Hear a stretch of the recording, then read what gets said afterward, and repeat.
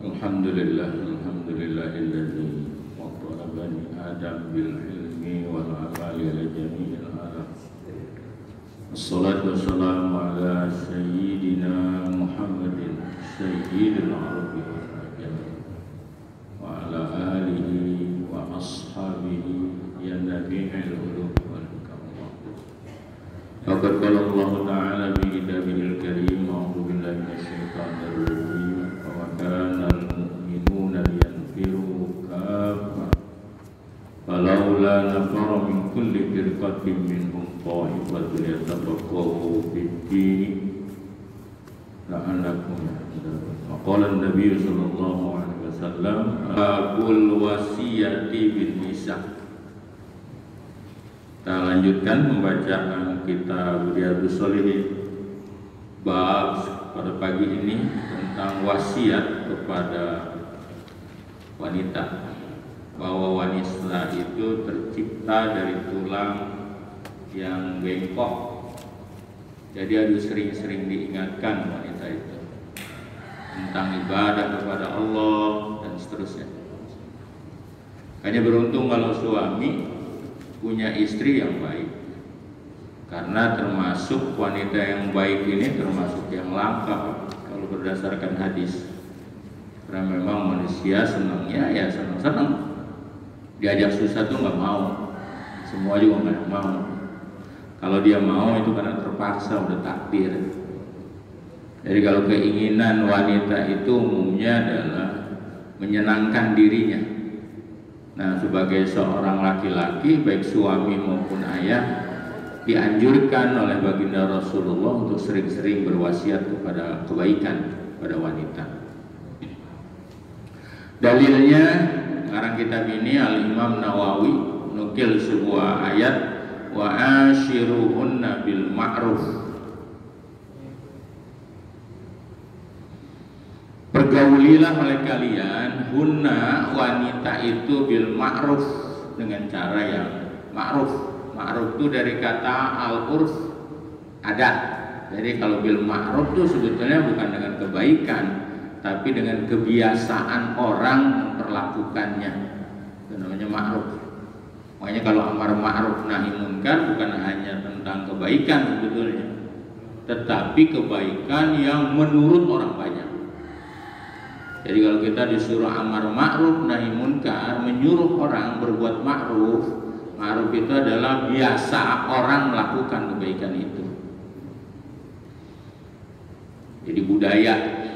Kayaknya kalau dalam bahasa agama, menyalahi budaya yang orang banyak melakukan kebaikan itu termasuk tercela. Begitu juga dengan dakwahnya baginda Rasulullah ketika masuk ke Eropa dan seterusnya.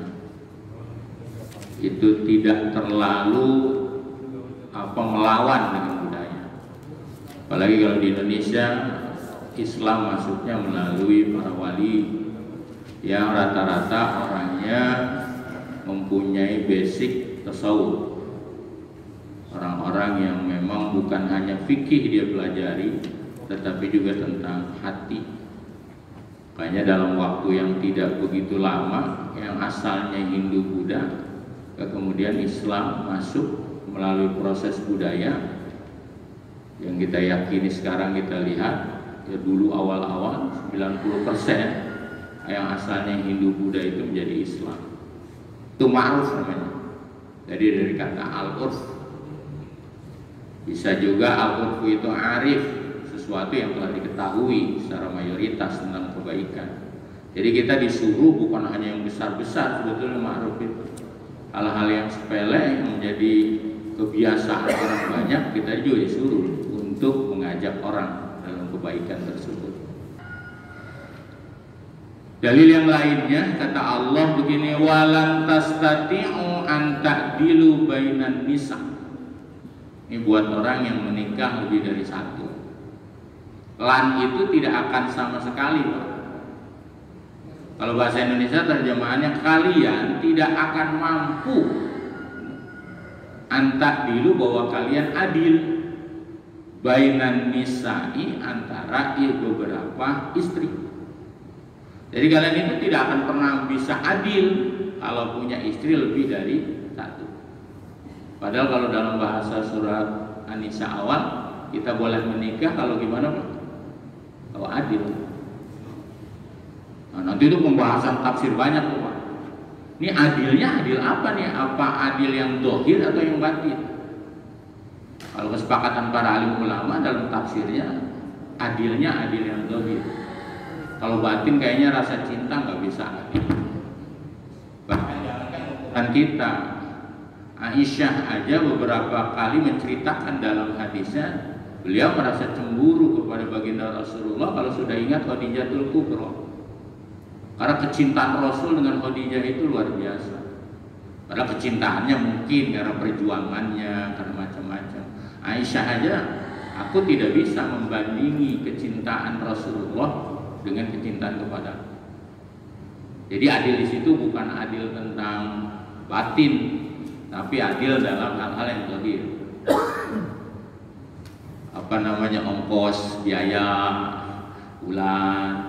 Pala tamilu, maka oleh karena itu, makanya tadi yang disebut batin itu pala tamilu, maka jangan kalian terlalu condong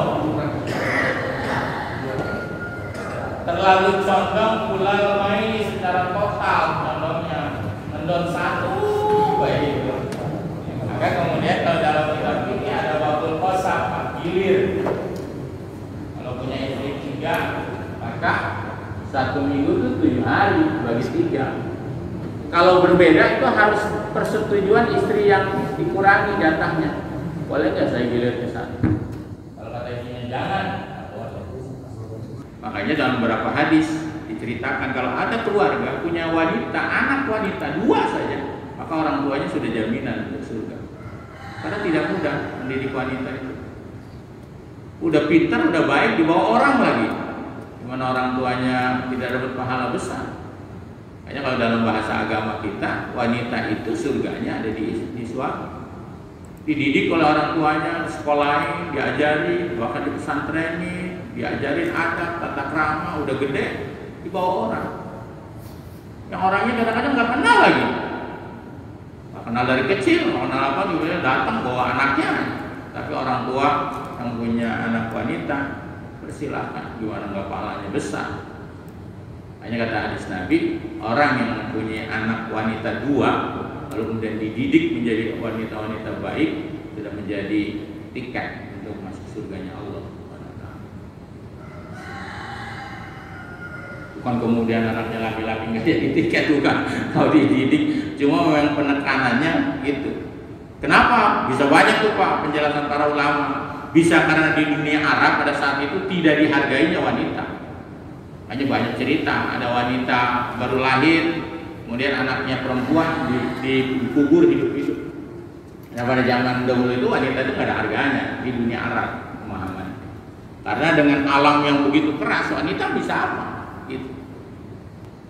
Makanya ketika Islam memberikan pemahaman bahwa menikah 4 itu bagi dunia Arab itu aneh. Karena orang Arab tuh nggak ada istrinya 4 Pak. Sedikitan. Abu Jahal itu dalam riwayat itu hampir 90 istri. Bapak bisa bayangin gimana gilirnya dia kalau secara agama. Leklok dia. Kalau orang Arab tuh nggak ada 1. Paling sedikit kalau dalam belajar beberapa sejarah budaya Arab itu paling sedikit itu 20. Makanya ketika Islam datang 4, wih, kok sedikit amat sih? Biasa kita 20, ini 4. Kata orang-orang, ini Islam gimana ini? Kalau kita 4, banyak amat. Orang di kita mah, budaya kita mah tidak mengenal istri banyak. Di dunia Nusantara tuh. Jadi kalau di dunia Nusantara, di dunia Indonesia, itu orang punya istri lebih dari 1 itu 1 raja. Kedua adalah orang pedagang besar. Ketiga kemari para pendaki. Karena dalam konteks dakwah.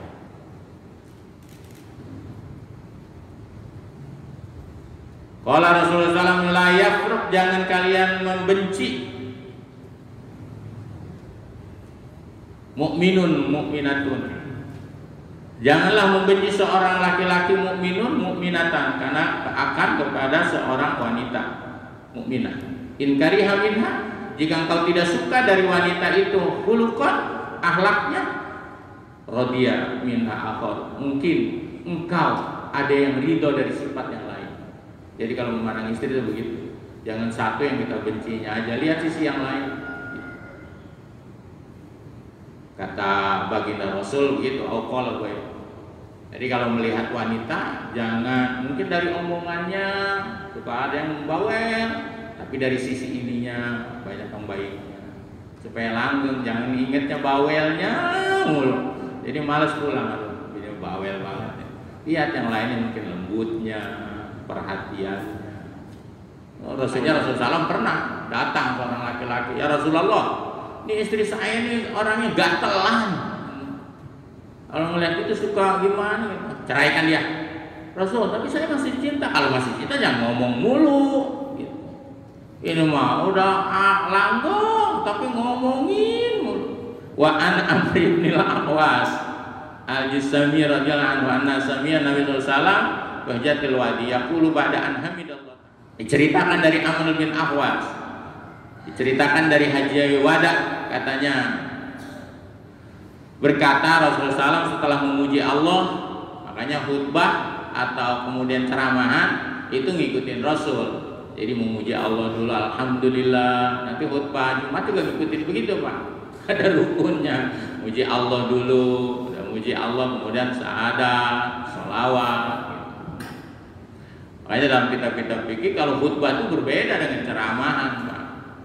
Khutbah itu ada rukunnya. Kalau ceramahan mah nggak ada. Makanya kalau khutbah tuh sampai jamaah ketawa gitu di khutbah bisa rusak Jumatnya Pak. Khotib tuh nggak boleh membuat orang kalau lagi khutbah sampai cekikikan.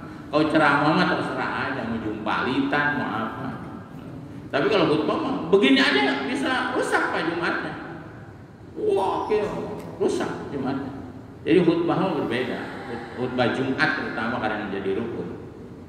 Ala ingatlah wastausu bin nisa khairan. Berwasiatlah kalian kepada wanita akan kebaikan. Kenapa? Fa innahunna, karena sesungguhnya wanita itu awanin indakum, dia tawanan.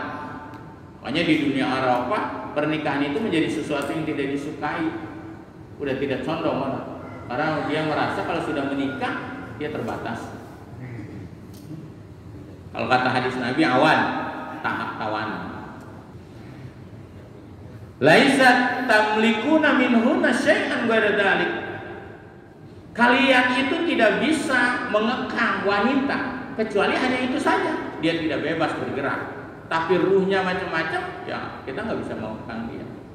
Jadi tawanan wanita itu jasadnya, kalau sudah menikah itu ditawan oleh suaminya. Selain itu nggak ada. Ila ayati nabi faisyatin mubayyinah, kecuali jika wanita-wanita itu melakukan kekejian yang jelas.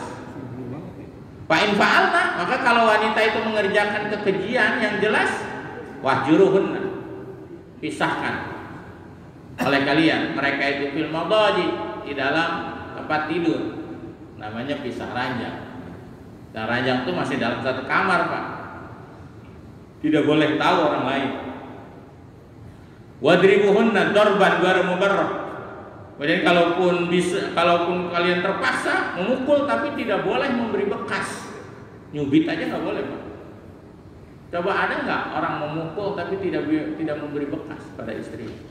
Jangan ini mau kalau memukul sampai kayak satpam ngegebukin maling, dosa besar itu Pak. Dosa termasuk dosa besar kalau dalam bahasa kita fikih. Menyakiti wanita dengan tangan. Hanya laki-laki sama orang-orang dulu, sama orang tua itu pantangan, laki-laki itu main tangan.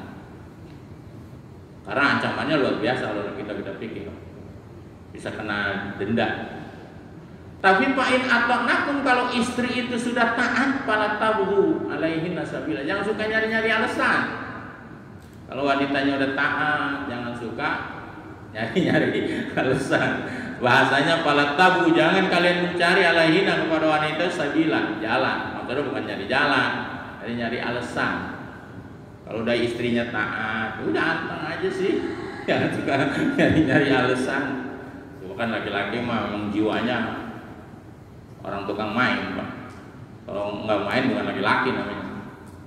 Inna lakum ala nisaikum haqqan. Kenapa begitu? Ingatlah, inna lakum, karena sesungguhnya bagi kalian ada kewajiban ala nisaikum haqqan. Kalian wajib, perempuan itu punya hak. Wali nisaikum, dan begitu juga bagi istri-istri kalian, alaikum, atas kalian haqqan, ada haknya. Fahakukum, maka haknya kalian, alaihina, kewajiban pada istri. Pertama, ayutina parsakum, jangan sekali-kali bawa orang ke rumah di mana orang itu tidak disukai oleh suaminya. Jadi kalau ngajak orang itu harus yang suami itu suka. Wala yadanna fi buyutikum liman takrahuna, bahkan jangan kau mengizinkan para wanita untuk masuk ke rumah bagi orang yang suaminya tidak suka. Ngapain dia datang kemari? Itu orang udah cukup sekali aja kalau udah begitu. Berarti suami itu akan menjadi pemicu tentara. Kita udah pada tua ya. Aja ini mau baca ayat hadis ini pada anak muda. Kenapa wahakuhunna alaikum antusin? Sekarang haknya perempuan apa? Antusin wilaihinna, membaguskan pada wanita itu kiswatihin, pakaiannya, wa ta'amihin, makanan. Apalagi kalau lagi hamil, ada hadisnya Pak, dikhususkan jangan makannya rebon mulu, yang enak. Sekali-kali bawa ke restoran istri, karena kalau itu anjuran menyenangkan istri itu. Jadi tugas kita apa? Menyenangkan istri, membaguskan dia pakaiannya. Rawahu Tirmidzi, hadis ini diriwayatkan oleh Imam Tirmidzi, wa qala, dan berkata Imam Tirmidzi, hadisun hasanun sahih. Hadis ini sahih hasan. Itu hadis yang terkait dengan wanita. Bab nafkah dia, bab nafkah atas keluarga. Allah bisa. Mudah-mudahan manfaat Pak. Pagi-pagi kita membaca hadis-hadis, mudah-mudahan ada sesuatu yang kurang. Ini kita banyak-banyak istighfar. Otomatis gaul dengan dua orang yang berbeda, tentunya ada perbedaan-perbedaan hal-hal yang banyak-banyak kita mohon maaf. Itu barangkali saya kembalikan kepada Tuan MC, mudah-mudahan manfaat. Assalamualaikum warahmatullahi wabarakatuh. Baik Bapak-bapak, alhamdulillah pagi